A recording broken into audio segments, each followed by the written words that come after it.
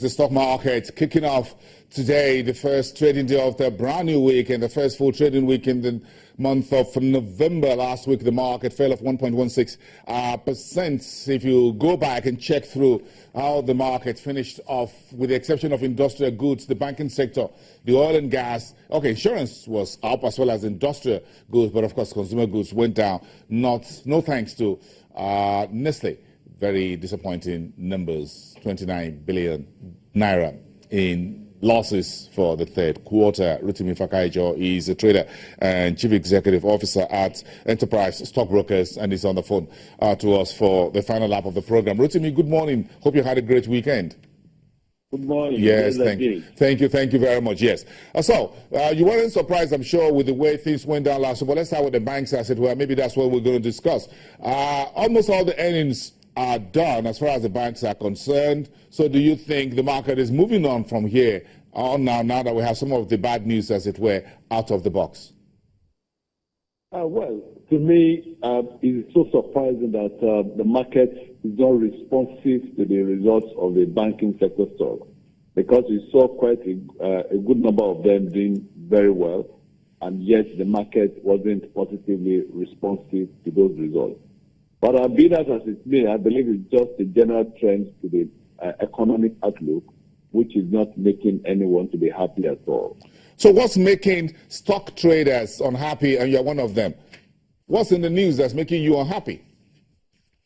Well, it's definitely the general economic outlook, because of the the medium-term expenditure framework that was passed to the Senate. It is expected that it's something that should be able to rejuvenate the economy. But it's so surprising with the kind of politics of that is being played between the executive and the Senate, and the blame game that is going on. So we are not really confident about what is going to happen in the economy in the next 1 year with the way the two of them are actually moving on with events.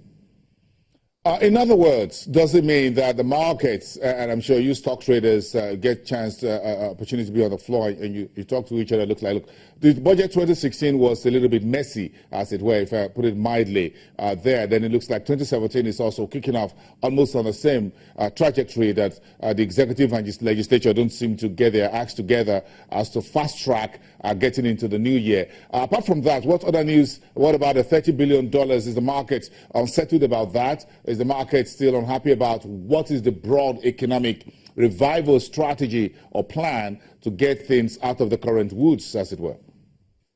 Well, I think the executive needs to come much clearer on what they want to do. And from the arguments of so many people, it is believed that the total value of the loan that is being sought is in excess of the budget for 2017 and even some part of 2018.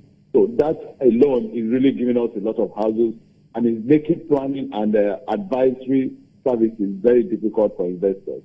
And that is where we are seeing the kind of downturn that is present in the stock market.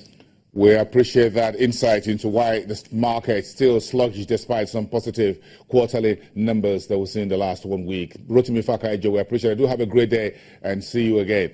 That's Rotim Fakayejo, trader and chief executive officer at Enterprise Stockbrokers. That's about all for today. We thank you, everyone. You have something to chew already, isn't it? The capital importation report, positive $1.8 billion in third quarter. Let's get together on social media and keep the conversation going. Thanks for watching, everyone. I'll see you tomorrow at the same time, 10 o'clock in the morning. Bye for now.